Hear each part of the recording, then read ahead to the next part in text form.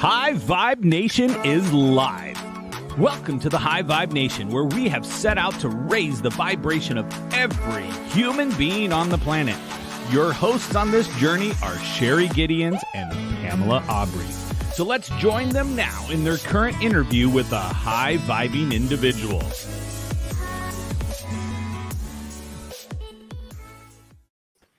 Hello and welcome to the High Vibe Nation, the #1 positive media show focused on raising the vibe of the planet. A space for you to remember the power within you. I'm your host, Sherry Gideons, and this is my co-host, Pamela Aubrey. Welcome, everyone, and welcome to our very special guest, Dr. Jeffrey Fannin, if I can say that, holds a PhD in psychology, an MBA, and a Bachelor of Science degree in mass communications. He is the founder and executive director for Thought Genius, LLC. He has worked in the neuroscience field, mapping and analyzing the brain for over 25 years. Dr. Fannin is a certified heart math trainer, also certified in stress and well-being. Over the years, Dr. Fannin has been involved in cutting-edge research, and he has created effective brain mapping and brain training programs and will be sharing more with us about these resources this evening. So welcome to the show, Dr. Fannin. Well, hi. Thanks, Pamela. I appreciate that invitation and that wonderful introduction there. So it's a pleasure to be here with you. So great to have you with us. Yeah, thanks. So as you know, on this show, we like to talk about being high vibe. So tell us what it means to you to be high vibe. Well, you know, I've lived with vibrations for such a long time.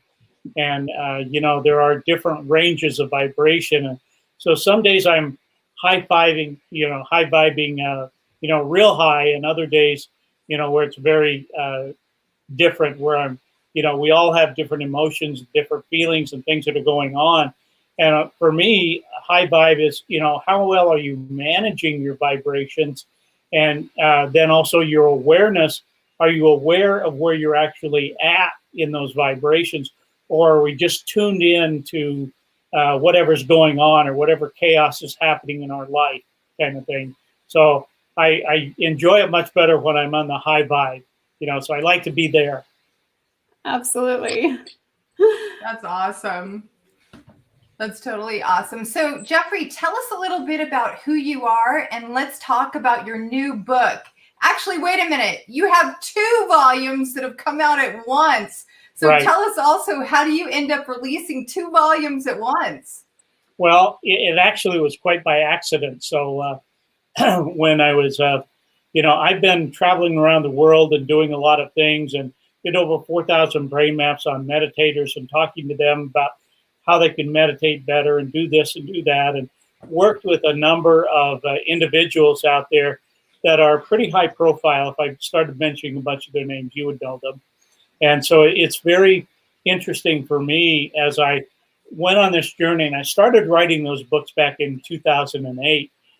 And as I would travel around and engage with people, and we'll talk about some of the elements of the book here, but as I did that and accumulated page after page, and then somebody kind of urged me to dig it out of my files and get it published.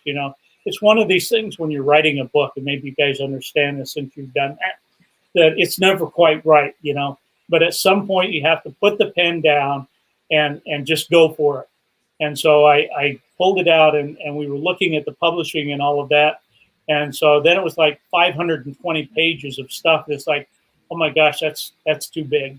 And so we broke it into 2 volumes, and the first volume deals more with some of the natural laws and the universal laws, and then the second part is different experiences and things that we had in bringing that to light. Wow! And so tell us a little bit more about what's in the books. Well, that depends on which volume you're looking at. Volume 1. We talk about issues like we're vibrational beings living in a vibrational universe. And a lot of people may not understand the words, but what does that really mean, that we are vibrational beings?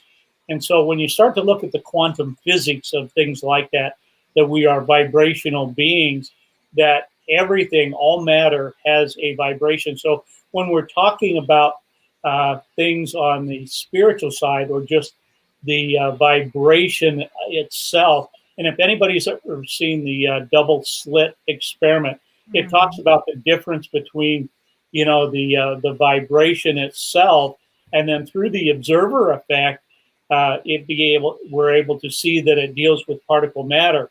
And so what I tell a lot of people, and kind of demonstrate the physics of this, if we have a thought, whether it's a wanted thought or an unwanted thought, it doesn't matter, but it has a particular vibration.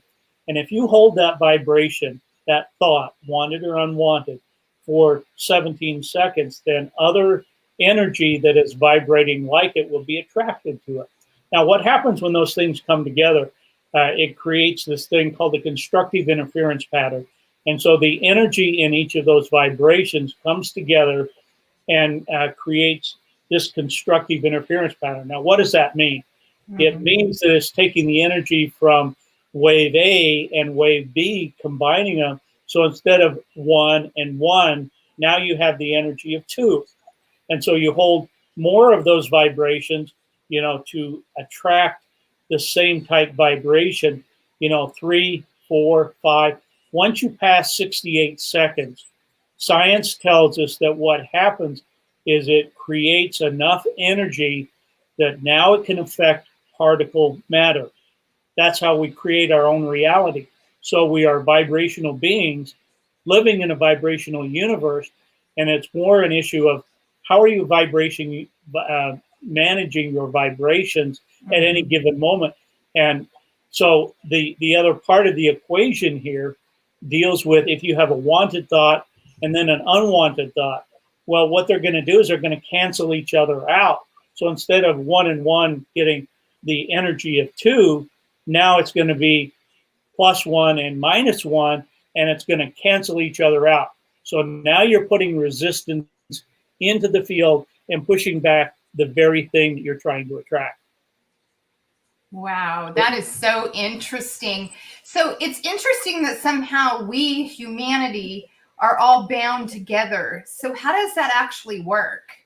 Yeah, that was a hard pill for me to swallow, and so many years ago, as I was, traveling around the world and doing some things, and I actually had was in Montreal, and I was speaking at a conference in Montreal, and Nassim Haramein was also there. Well, I followed Nassim Haramein, and he's a world-class physicist, and has a movie out, and it's about how we are all connected.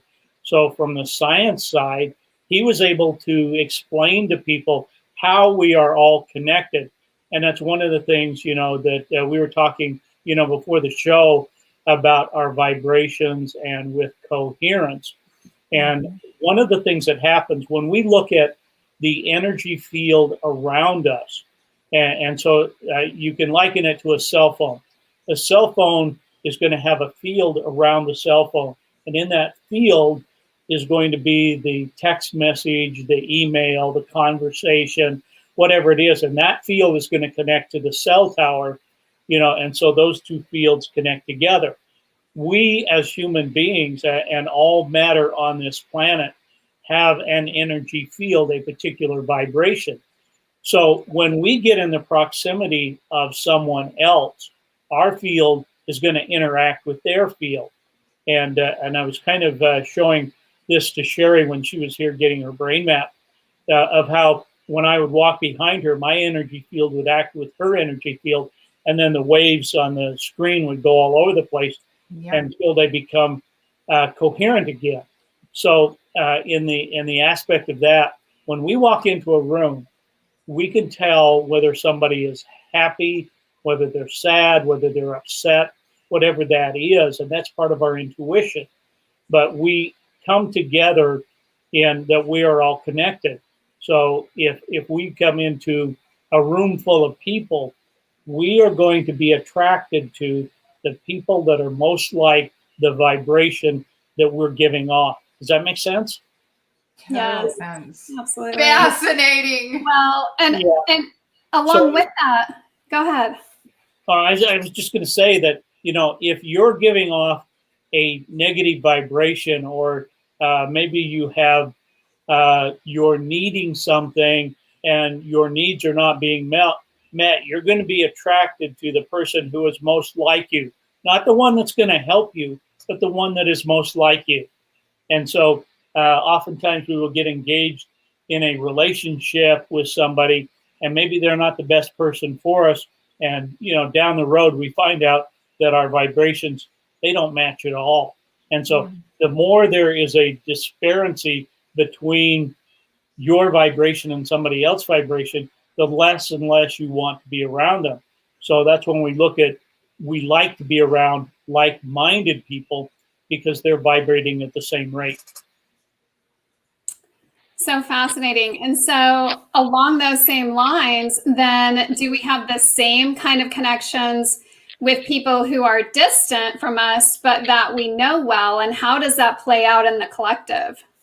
Yeah, well, that's very interesting, because in volume 2 of the books, and I'll kind of wander a little bit astray from your question here, but when we were traveling around the world, and this happened many times in many countries with different audiences. So as we were traveling around, we'd have a bank of computers back in the back of the room and be doing about 8 people. So it was not uncommon in one of these 5-day events for us to do 350 or 400 brain maps, on people, and then have to talk to them about this. But when the energy in the room, and we would have some scientific equipment that we could measure the energy. So in 2015, when I was doing work on energy healing and how that works, we had this device. It's called a Sputnik. It's like 6 inches tall, looks like a marble with spikes on it, and we could measure the conductance of the energy at any given time. So in that particular study, we could look at the vibrations from the person who was a giver and also the person receiver, and looking at the energy. So in this other situation, we would look at the rise in energy each day in the rooms and be able to tell. And so what happens when we look at string theory, now I'm going to get a little bit deep for the moment, but I will come back to answer the question. In string theory, we understand in the physics of that, there are really 12 different realms that are available. Now, what happens is the vibration of those realms. So the vibration may be very high, and as our vibrations would rise up, and then they could only come down so far, and when the distance got right, then there could be an interaction between things. So what do I mean by that? So here we have this bank of computers, and we are brain mapping people as we're doing this. And you know how when somebody walks up behind you, you can tell somebody's behind you? Well, I would have that feeling, and other people on my team would have that feeling. And I'd turn around and look, and there would be nobody there. Now, that's not the spooky part of it. The spooky part of it is that we had this feeling that there were entities in the back of the room, maybe 15 or 20 feet behind us, and they were taking turns coming up and standing over our shoulders and looking at what we were recording. So this wasn't just a weird event. It's that as the energy in the room rose up high enough that these entities were able to interact with us. Afterwards, we had people who were saying they saw giant beings in the room, things like that. And this happened multiple times in multiple countries with different audiences. So how do you explain that? So if you go back to the whole quantum physics point of view and look that we are all entangled, and so we are all together. So not just here on a physical plane where, if I get in your presence and you're in my presence, then we are vibrating and there's an interaction, a communication that's going on there, but that also extends to higher vibrations, in other spheres. I know that's a little hard to wrap your mind around. And if somebody had just told me this story, I wouldn't have believed it. But having lived it and wrote about it in the books, because it actually happened that way. Wow. It's so interesting. And we hear there's been stories of this all through history, right? Recorded stories of this happening to people. But now we're actually able to measure that in some way. Yeah, well, actually, what I think is a really good way to look at that is, how is your tuner?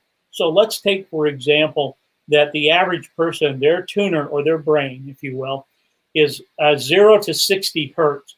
That's kind of the common thing that we look at. Now, does that mean that the broadcast isn't happening? So if you go up to 100 hertz or 200 hertz or higher, it doesn't mean that the broadcast isn't happening. It just means your tuner is not tuned well enough or developed enough in order to receive that. So one of the things that I talk about in the book is when we look at the thalamus of the brain, that's where is our most creative element and where our subconscious beliefs live and things like that. And so out of the top of the thalamus, it's like an almond shape. So at the top of the thalamus, there are these things called reticular cells. And the function of a reticular cell is to bind one organ to another. In this case, the top of the thalamus, and it binds these axonal columnar cells that goes from our subconscious up into our conscious or our thinking part of our brain and comes out right here where the soft spot on a baby's head is. Mm-hmm. It's like an antenna. So if I have a thought, a feeling, a prayer, however you want to look at it, so I'm thinking about something, it has a particular vibration. When that vibration can go up through the thalamic gate and go into our conscious brain and come out here, now it's into the field. So it's vibrating into the field. There's this interaction, like I was talking about with a cell phone. So when the field broadcasts something, it's going to come down through the thalamic gate into my thalamus, and now it's going to distribute that energy and information from cell to cell to cell. And so our cells have to be coherent in order to receive the energy and the information. Now, it's kind of like tuning to a station. So when I've worked with medical intuitives in the past, they say, well, I can sort of hear the message coming through, but not quite. And it's usually because it's like static. So you're tuning it to the station, but you're not quite on the station. So you can sort of hear the music, you sort of not hear the music. So you get rid of the static. Now the message comes through clear. The same thing happens with different paradigm, with different individuals. You know, how developed is your tuner? So that's what we work on, is clearing up the static and helping people create a tuner so they can go not at 60 hertz, but go to 100 hertz, 200 hertz, and higher. And that's what we talk about, higher states of consciousness. I love that. I love that. And you use a reference in the book about one of your chapters is "Help, My Thoughts Are Holding Me Hostage." So based on what you've been sharing with us, is that really the case? And why does everybody have intuition, or do only certain people have intuition? Well, everybody has intuition. The real question is, are you paying attention to what you're hearing? You know, it's kind of like you look outside and it's a fairly clear day and you think, maybe I should take an umbrella. Your intuition says, take an umbrella. And so you go, no, it's not going to rain. Later, it rains and you're freezing and you don't have an umbrella. And you go, I should have paid attention. So are we paying attention to our intuition in dealing with those kinds of things? So everybody has intuition. The issue is you may have so much static that's going on, you're not paying any attention to it. And so we measure that, in the chakra fields. What is your crown chakra? Is that energy coming through? Is the information coming through? Or are you tuned into the chaos or the distractions around you? And those are the things that are holding your thoughts hostage, is the chaos. We get tuned in to chaos or distractions or, those things that come in on a computer and it's pulling your attention away. And every time it does that, you're actually training your brain to be distracted. And so then distraction is what becomes comfortable for you. And so you're always just getting yourself distracted or thinking of different things that you can do, because that's what feels normal. That's what feels comfortable. It's kind of like if I said, okay, fold your arms, and you fold your arms a particular way. And then I said, okay, fold them the opposite direction.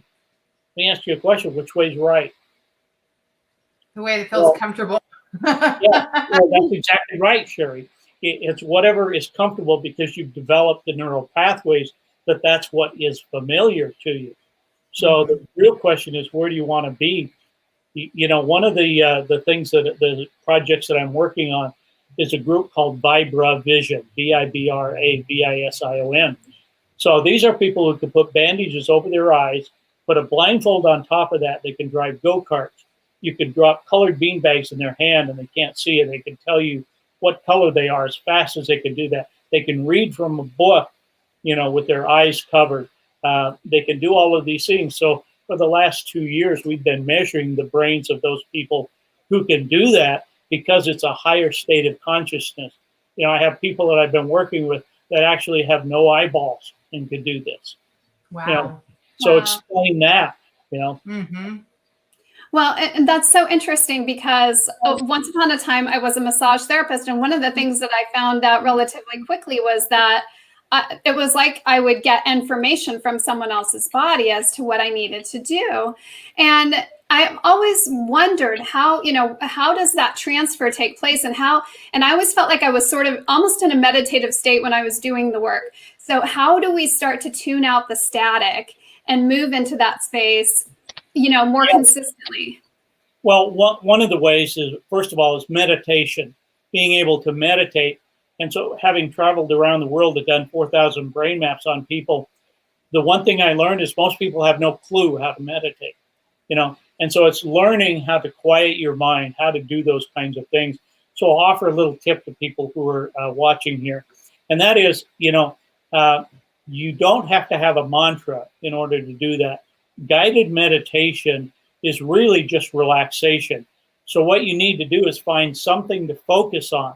So it can be your breathing in and out. Or here in my office, I have a massage chair, and above my massage chair is a clock. It's kind of like the clock behind you there, Pam.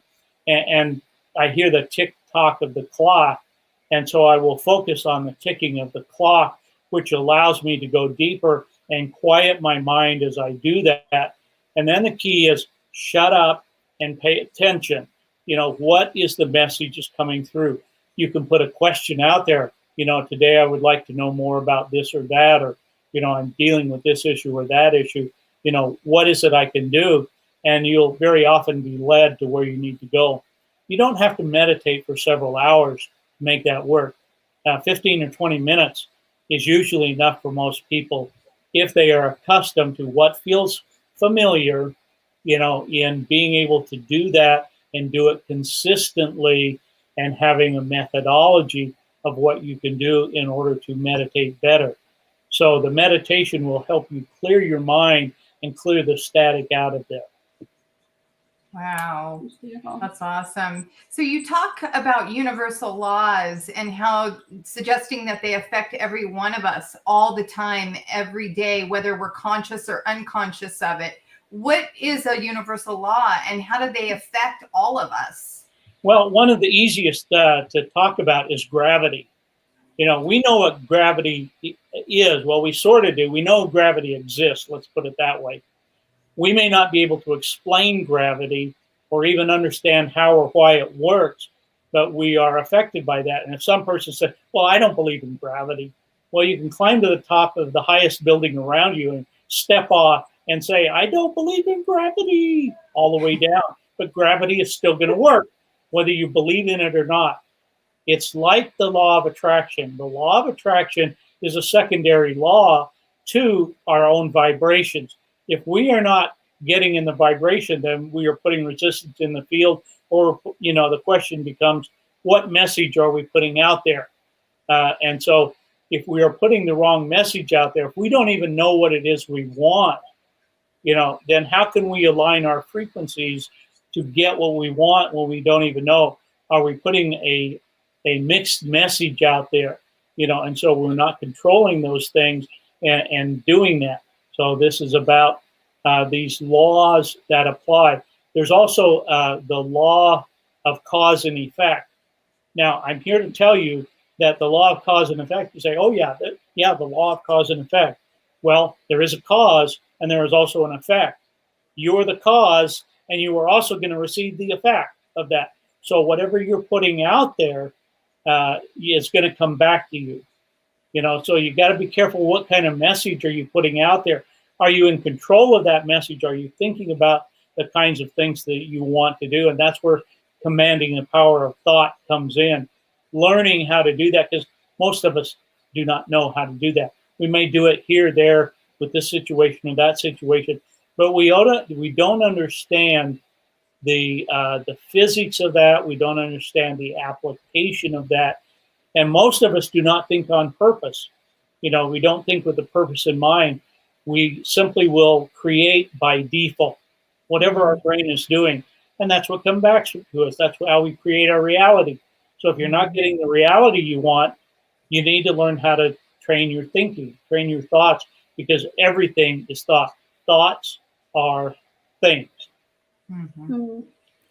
Well, and so I have to ask then, how does engaging in this process give a person greater access to more of that mental and emotional stability, or even the resources to have the thoughts that will serve them?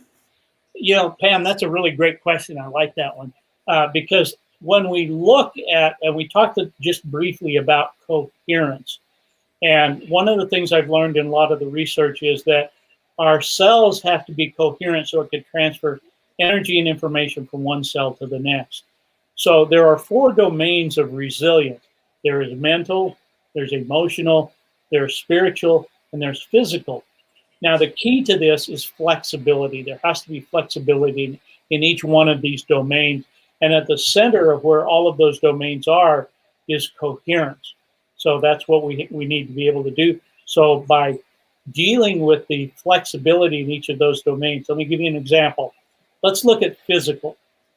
If you go to the gym and you start lifting a 20-pound barbell, then all of a sudden you lift a 50-pound barbell, what happens? Can you do as many reps? Mm-hmm.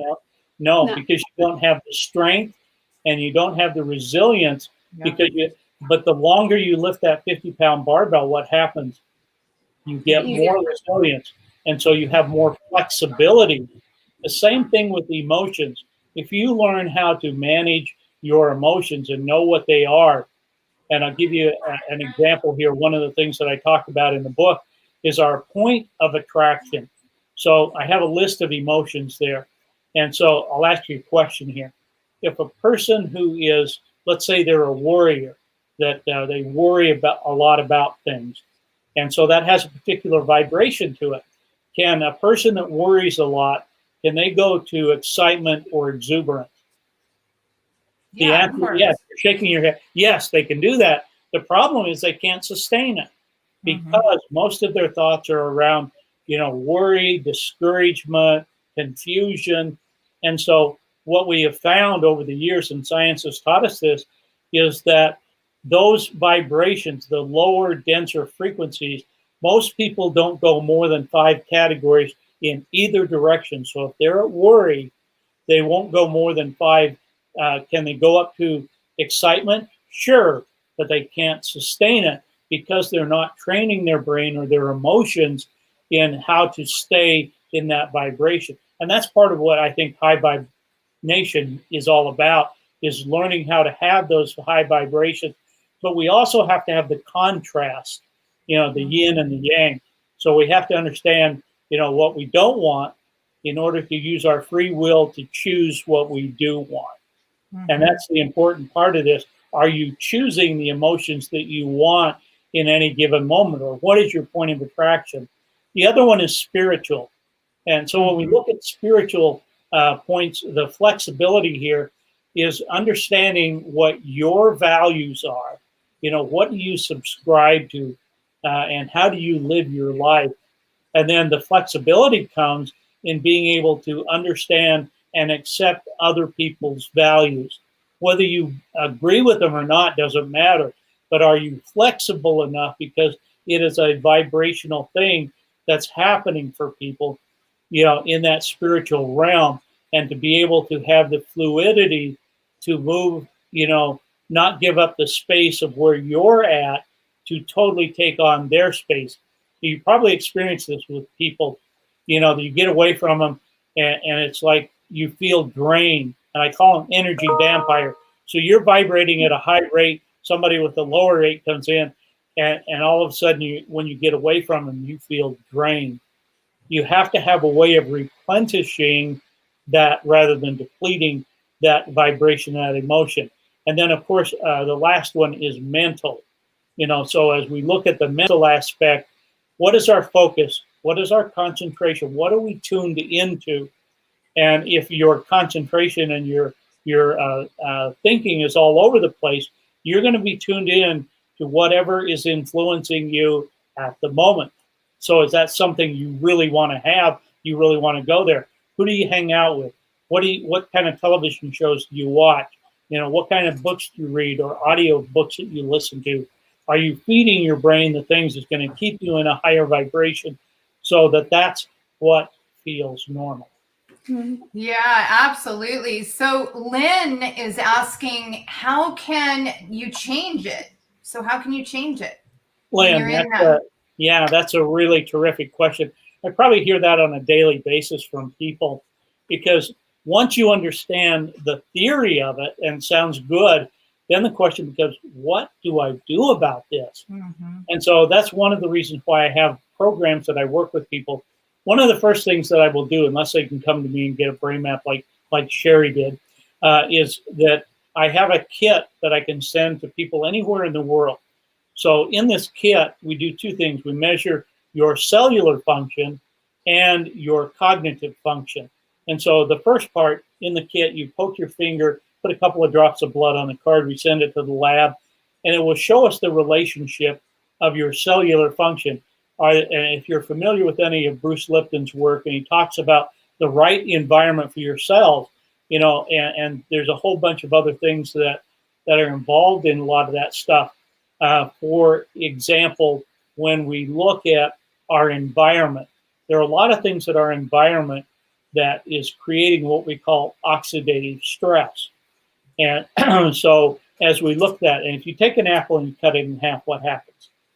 It gets brown. Changes colors. Yeah, brown. That's oxidation. So when we look at oxidative stress, there are things in our environment that get into our water, the air, the food we eat, and begin to affect us. And these are toxic chemicals. So if we go back to 1976 and we look at that time period, there were 67,000 toxic chemicals that were on the market. So the Environmental Protection Agency decided what they were going to do was enact a statute that tested a bunch of these toxic chemicals to see which ones we should stay away from. Well, they only tested a handful, and most of them didn't test very well. And so today we have over 80,000 toxic chemicals that are on the market. And one of the studies that I read, it really made me cry. And I mean, literally cry.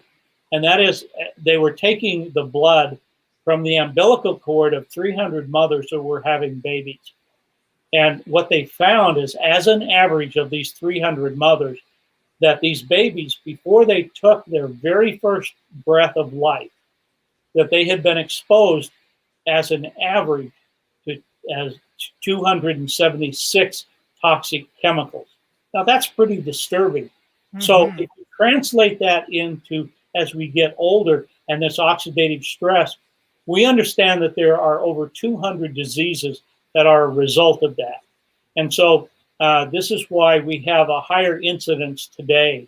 And some of the reports that I've read, that we see more ADD, more anxiety, more depression, more Alzheimer's disease, and more dementia as a result of degrading the cells and what they're doing. So this relationship between our cells and our environment is one thing, but then it affects how our brain and our body function.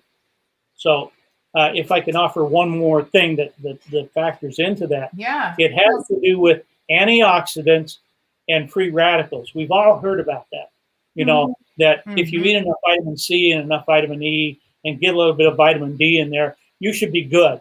Well, here's the science of that. So you and I cannot eat enough vegetables and fruits in order to deal with that. So one antioxidant will kill one free radical. Here's the science part. Science tells us that at any given moment, we have over 300 septillion, that's 300 with 27 zeros behind it, free radicals running around in our brain and our body. Our body cannot keep up with this 1-to-1 ratio. So we have a way of dealing with that to helping your pathways, what we call the NRF1, NRF2 pathways, and being able to increase that from a 1-to-1 ratio to 1,000,000 to 1 ratio per second, and help our brain and our body function more normally. So it's like taking the static out of the equation here and letting your brain and your body function more normally. Does that make sense? Total sense. It does. And so can you tell us a little bit more about that? Because I know that, going back to the earlier parts of the conversation where we're talking about frequency, is that you can cancel out frequencies. Are you canceling out the frequencies of these toxins, or how are you counteracting that? Well, that's a really great question, Pam. I don't really have any evidence, so this is going to be anecdotal more than anything else based on a theory. So I would say, yes, toxins are going to have a vibration, and they're going to affect us not only in our cells, but we can see cellular inflammation. Maybe we're not getting enough omega-3s. In our Western diet, we have way too many omega-6s and not enough omega-3s. And so that balance, as we eat food, it's going to go through the mitochondria in our body, parts of the cells. And what's going to happen with that is it's going to turn it into ATP, or the energy. So if you have that energy and that vibration, we talked about depleting and renewing emotions. Is it depleting or renewing? So I would say that, yeah, the toxins are depleting that energy that we have in our body. If you're renewing those by changing the vibration of what's going on, now you're renewing that energy. So when we are experiencing things like joy, excitement, love, those higher, faster vibrations that are going on, that means that you are now regenerating those vibrations, whereas the others are much lower. And so they're causing you to deplete the energy when we're feeling anger, frustration, overwhelm, even using lesser frequency or emotions, of calmness and peace and things like that. You're still depleting what's going on. So you need to get into that renewal part where you renew the frequencies and you're living at that higher vibration. So there's the justification for your show. I love that a lot, because it takes me back to the conversation when you were mentioning about heart coherence and using the what I would classify as the healing spiritual modalities. And I can use the example of, I had a heart attack right a week after the delivery of twins. And I was given a diagnosis, and the diagnosis could have been scary, and I could have been all caught up in fear. But instead of going into that, I raised the vibration to joy. I went into my imagination and used that part and imagined my blood, flowing perfectly, my heart flowing perfectly. So would you say that I was in heart coherence during those times that I was going into that? Well, exactly. I mean, you're here talking about it. So Right. Obviously there had to be a shift of energy and information, and you became more coherent simply by visualizing what your heart and your brain were doing. And the world is full of situations where people have healed themselves, and we look at self-healing. And that's why we did the study on energy healing. And one of the biggest things that come out of that study was when we have focus, when we have an intent of what's going on, and we keep that focus and that attention and that concentration and begin to visualize what we're doing, then there are graphs in the book that I show what actually happens. That it increases the coherence, and it increases the energy and the vibration, which increases the effectiveness of what's going on. So I would agree with you. So everybody Thanks, can use that, though? Yeah, everybody can heal like this, or give us an example of some ways that people can, command their thoughts to heal. Yeah, that's a great question, Sherry, because first of all, we have to have the awareness. We have to have, and I'm going to use a word that is more often used in spiritual realms, and that is faith. Do we have the faith that we can act on what it is that we need to do? And that's where the universal law comes into effect. And you've heard this many, many times. Wayne Dyer used to say this, you will see it when you believe it, kind of thing. So you have to believe in it first. And you're not going to believe it unless you have faith that that's the way the universal laws work. So if we have faith that that's how the universe, that's how God works, and we put our faith in that, and we start to believe whatever it is, you believe that you were going to get better as a result of that. And did you get better? Yes. Yeah. And so I'm kind of the same way. A lot of people don't know this, but a little over a year ago, I had a stroke. Never saw it coming. And the night before, I was working with some of the VibraVision people. We were having a Zoom just like this when I was talking about it.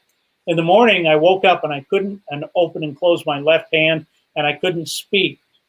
In that moment, stark terror just took over. I knew my life would be different, from that point on. And so until I could speak, and I kept just mumbling, the things I could say in my head is not what was coming out of my mouth. So I got so that I could speak a little bit better just by practicing and visualizing what it was I wanted to say and try to get my body to do that. So then I was able to call 911. And because I live alone, the ambulance came and got me, took me to the hospital. Now, here's the thing about that. So I was in the hospital for about 2.5 days where they kind of stabilized things. Then they sent me to a rehab center. And because I was taking this NRF1, NRF2 before that, and then all the time I was there, I was only in the rehab hospital 12 days. So I had to learn to swallow. I had to learn how to talk. I had to learn how to hold a pen. I couldn't type, So all of those things had to come back and be able to use my left hand and the dexterity for that.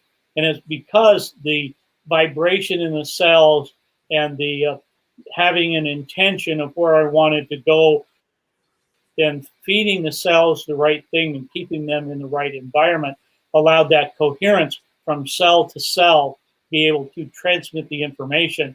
And so it's hard to convince me that I'm not here today as a result of that process. That's so fascinating. And I think, it speaks to the implications of how we view medicine and the types of medicine that we use. For instance, things like acupuncture have become much more popular over the last, several years. But yet it's been used for thousands of years, and no one really understood why it worked. So what do you see the connection being between what you've learned and some of these modalities and what that means for the future of medicine? Well, yeah, I think that's changing, and we're shifting a lot. You go back to, Bruce Lipton's work, and, he is really considered the father of epigenetics. And so he was also a teacher in the medical schools, and he quit teaching because he said, what we're teaching is wrong. That's not what happened. So if you read, The Biology of Belief, which is a great book, and Bruce and I are good friends and have been for years. And so, I've done his brain map, and we've had great conversation about that, but that's not what we're talking about here. But it's about creating the right environment and understanding. When we look at things like acupuncture, and you're going in and you're changing the vibration and the direction, the spin of what's happening in that meridian, and allowing the body to heal, we're influencing it, just like with Reiki and other modalities where we're getting the energy to flow in the body and keep that energy flowing. It's when the energy gets stuck that we begin to have diseases. When we start to have oxidative stress, when things that don't belong there are there, and so this is about, learning what do I need to do and how do I need to go about this? What's off in my system where I can put my focus and attention on what needs to be done. And that's kind of what we do. And then there's an educational component to that. And that is learning about the universe and how it works and what the laws are and how to do, this mind thinking. I'm a real big follower of Ernest Holmes and, his mind thought and so forth, and the things that come out of that in the Course of Miracles. And, so it's really an issue of, are you going to learn those things, or are you just going to stay caught up in all the distractions that are taking you away from something that's really important? Mm-hmm. It makes me think too of just conversations you and I have discussed around, you can't bring the dark to the light, and you have to bring no, is it how is it that it goes? You can't bring the light to the dark. Is it that way, or is it the opposite? It's the other way around. Yeah. You can't coax the dark into lightness. So this is about bringing the light to the dark. Yes. So when you go to the light switch and the room is dark, it doesn't gradually come on. You flip it on and it brings light to the darkness. And that's really what we need to do, is get rid of some of these antiquated thinking things. Now, there's a place in our society for allopathic medicine and needs to be done. But we also need to understand, what do I need to do? What is it that I need to learn in order to be able to manage some of these laws, make the laws work for you, or are they working against you? Most of us don't know because we just don't know. We're not trained, we're not organized in that manner, we are not dealing with our thoughts in a more cogent fashion. So we have to train our thoughts, and then we have to be aware, what am I thinking? What am I feeling? And then change that and know what the process is to change, rather than just go with the flow. I think that's so powerful, because so many people right now, have been dealing with either sickness or maybe loss of some sort. And so they're experiencing that challenge of, trying to deal with those negative emotions, or maybe just, even the experience physically. And I agree with you, Pam.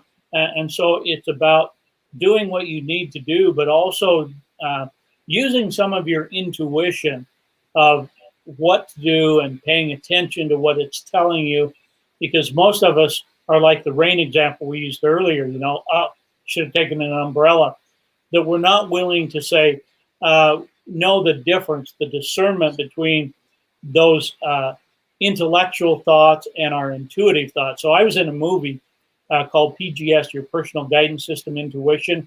So I'm the neuroscientist that explains how intuition works. So I'm pretty familiar with that. And so it's about, are we paying attention to our intuition? Are we developing our tuner so that the frequencies are higher? If I'm at a lower place, where am I on that scale of attracting your point of attraction? And do I want to get up and stay in that higher vibration, which is what your show is all about. I've watched many of the shows, and so many of your guests are people who understand this. More than just understand it, they practice this. So if a person wants to be a high viber, you got to learn where you are, and then know where you got to go and how to get there. And one of the things you mentioned that speaks so specifically to that is our point of attraction, and understanding how to use that in the moment. And why do we always hear from every one of these philosophers that have ever come to the planet, including Jesus? He says, be present in the moment. Your power is in the moment. Yeah, and that's very, very true, Sherry, that we can't live in the future, and some of us live in the past, but really all we have is the moment. What we have is moment to moment. That's a good name. Maybe we should use that, huh? Yeah. And be able to help people understand, from decision to decision to decision, what am I doing and how am I going about it? That we are living our life on purpose and doing what it is that we need to do, because we understand the laws, we know which ones to apply and how each law works, so that we are using them. They were given to us. It isn't that God said, well, let me think about it. Let me think if you're worthy of having this law or not. He doesn't say that. It's for everybody all the time. It doesn't matter what your education is, how much money you have, what kind of a person you are. It's there for everybody. anytime, anywhere. The question is, will you partake of it, and will you use it because he's given it to us? Mm-hmm. Wow. Yeah. And it's so beautiful. I think that's something that people really haven't heard a lot in their lives. It's sort of a new message for a lot of people. And it goes back to, I think, that whole idea of the collective as well. As we do this individually, then we actually help others to do that as well. Is that not true? Oh, absolutely true. As a certified trainer for HeartMath, every couple of weeks they get all of the certified trainers, and we get on a Zoom meeting, and we have a little breakout rooms, and we do these different things. But what I have seen is people I have worked with for years. They have been doing their own thing. Like I mentioned, Nassim and Joe Dispenza and other people. We've been doing our own thing, and now we are coming together collectively as a community. And more people, like in HeartMath, we talk about what other HeartMath trainers are doing and what they're seeing. And we are seeing this change in this vibration. So I think that's a gift that was given to us by the COVID virus, that we're having to stay home, think about ourselves, what's important to us, relationships with ourselves, with our family, with other people, and being able to shift that energy, because we are going through this amazing shift of the energy. We are moving into a new time period. And before we get to the new time period, we have to go through the chaos. And old systems must break down in order to make room. You have to get rid of what you don't want to make room for what you do want. Mm-hmm. Yeah, that speaks so powerfully to me, because one of the things that you bring about in the book, and that you and I have had discussions on as well, is the solfeggio frequencies that you've developed. These, I don't even know if you call them meditational frequencies that you built in, or tell us a little bit more about those. Yeah, well, I was doing a study back in, when was it, 2014, 2015. And we were looking at the elements of solfeggio frequencies, and many people don't even know what that means. Right. Yeah, but I write about where it comes from and why it is, a whole mathematic formula for how they get there of solfeggio frequencies. So in the 3rd century, when we look at the Gregorian monks had chants. And what they realized is the chants, the vibration of these chants would cause emotions to come up in people. And we see this today in movies and music and things like that, so they will put these solfeggio frequencies. However, somewhere along the line, they decided to tune musical instruments differently. And so when you look at 528 hertz, for example, that is unconditional love. And it would be normally middle C on the piano. But what happens now is, if a musical instrument or a piano, for example, is tuned differently, instead of 528 hertz, you're getting 512 hertz. Now, what does that do? That's a lower vibration, and we know what lower vibrations means. So this is essentially dumbing down our emotions, that we're not feeling unconditional love, we're feeling something less than that. So one of the things that I work with people is using the solfeggio frequencies when they're training the coherence of their brain. Now, I know that's a big mouthful right there, but you'd have to maybe another session for another time to understand that. Yeah. But when we were doing the studies, we went to a sound lab and got the actual frequencies to make sure, because if you go to YouTube and look up solfeggio frequencies, you may not be getting the right frequencies. It may be a lesser frequency. So when I work with somebody, I'm sending them out the real frequency, so that that's what their brain and their body is getting attuned to. And so it's the same thing with the HeartMath device, to know with your breathing, with your heart-focused breathing, breathing in and breathing out. Same thing happens when I was doing Tai Chi and Qigong, that your breath work is very important. And why is that? When we look at the electromagnetic center around the heart, there are over 4,000 neurites around the heart. Now, a neurite is like a neuron. It can think, it can remember, it can learn, those kinds of things. So that's why the electromagnetic center around the heart is 60 times greater than the electromagnetic center around the brain. So it deals with our autonomic nervous system, how we think and feel. So there's two parts to the autonomic nervous system. One is the sympathetic nervous system and the parasympathetic nervous system. So when you are feeling anxious, frustrated, overwhelmed, it's sending signals from the heart to the brain that lack coherence. And so it's ramping up these negative frequencies, if you will. Once we engage the parasympathetic nervous system, it brings it into coherent balance. And so learning what that feels like, with the solfeggio frequencies or with the heart math breathing of what that feels like, then you can go there instantly. So if you're having a difficult day or a confrontation with somebody, you can drop right into one of these places and you're eyeball to eyeball with somebody else, and they don't even know that you're doing this. So I love that you bring that up, because it raises this question for me. So we know that the heart actually sends out more information into our body than our brains. So what is the implication of that on our bodies? Well, we go right back to the autonomic nervous system, sympathetic and parasympathetic. What are you doing to balance that out? Or are you just going through life being angry and frustrated down here in this lower vibration, this lower frequency? Well, you can do that, but what does that get you? You just become more angry, frustrated, and confused. Or you can be in that high vibration of where you want to be, regardless of what the situation is around you. So it's about creating your life by choice rather than by default. Wow. Very powerful. So we've been talking about vibrational energy and vibrational being in this last hour. So now what? Well, now it really gets down to a choice. I think that's a great question, Sherry. And every person listening to this really ought to be asking the same question. Well, where am I and what am I doing? Is it something that I can do something about? Or am I just going to continue creating my life by default rather than being more purposeful in knowing what I want, knowing what I'm going to do, and how I'm going to get there?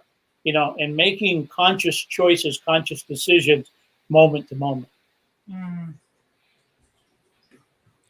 Yeah, that's really incredible. And I think, this is something that is relatively new to a lot of people, just this idea that our thoughts can have this kind of impact on our bodies, but then the other way around too, that our bodies are also transferring the information to our brains and then out to other people. Right. So if say you're a brand new person, you've never heard of any of this before, what's the first thing you would recommend that person do to start to make a shift? Well, I would say to do what Sherry and I have kind of started doing, and that is creating some programs for people so that they can get engaged and learn what they need to do. They can get the measurements they need and ongoing information, coaching, and teaching about what these are, not only fundamentally but advanced. It just depends on how far down the rabbit hole you want to go. And we both feel like there's a huge need for this sort of thing. And so I guess it's okay for me to tell them, Sherry? Yeah, that, go ahead. Yeah, she and I are putting together this program called Moment to Moment with different tiers, different layers, different levels of coaching so that people can, it's almost like having a group mastermind kind of program that allows you to get in at whatever level and advance as you're ready to advance, rather than trying to take a drink of water out of a fire hose. There's a little more control here. So it's called Moment to Moment, but it's coming real soon. Well, and the easy thing is that you and I are local. We both live in Arizona. Right. And the thing that I would like to see people be able to do is to be able to have this, to come here to Arizona and have this brain mapping done like you did with me, because what we were able to discover even about my own self, where I was so out of whack in my lower sacral area, and how that deals with safety and security. Yeah, and I think we're going to do not only here in Arizona, but we will have events. And I used to do this a lot on Secret Knock, where they would have me come. But because California is not allowing that. We had a secret knock online with Greg Reed, who wrote the foreword for my book. But I've known Greg for many years. And so we couldn't do it. We had to do it online. And the next live one is going to be in March, where we'll be doing it in San Diego. But Sherry and I will be doing different cities and different events as travel opens up and allows that. But we'll be doing some here in Arizona where people can come and partake of this stuff, have their chakras measured, their energy fields, their brain maps done, all of the things. And then some study sessions where we can talk about what your unique needs are. And people will be able to do this online with us and talk about how to deal with the whole issue. You know, what are you dealing with? What are the things that are getting in your way? You know, how can we help give you the energy, information, and tools to help you advance? Mm-hmm, mm-hmm. So I put up on the screen your first volume of your book, Commanding the Power of Thought, and how everyone can receive that through Amazon. And yeah, you can also get it on the website. So if you go to the website, and there are free gifts and things there, like, you know, you can download very quickly the 5 keys to commanding the power of thought. You know, if you're not sure you want to get the book, one of the free gifts is you get the whole first chapter for free, and you can read that and see if you like it, you know, and then move on from there. One of the other gifts, I think, is I wrote a little white paper. It's about 20 pages long, understanding your brainwaves, to understand what each of the brainwaves are, what they do, and why. Love that. So go ahead and tell our audience for our podcast, go ahead and repeat your website for us. Right. It's thoughtgenius.com. Anybody can go there, get the information. So we're going to have a whole section on moment to moment that is different. You can see about brain training. There's videos. There's free gifts. There's all kinds of things. You can find out how to get engaged with us on moment to moment. You can look on Facebook. You can find me there. It's Jeffrey.Fannin, FANNIN.9. That's my Facebook. So I have, Facebook and Twitter. You can engage social media on Instagram. You can find me as Dr. Brain_Fitness, Dr. Brain Fitness, or you can just look for Jeff Fannin and you'll find me there. And then we also have Twitter, which is Thought Genius TM.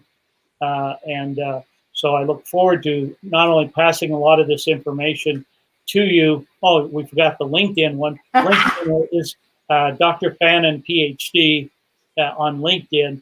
But we want to help people get the information, and not just the information. I mean, it's great to have information, but I think it's more important to know what to do, when to do it, and how to do it. And so that's what Moment to Moment is all about. Awesome. Well, thank you so much, Dr. Fannin. We've really appreciated you sharing this with all of our audience members.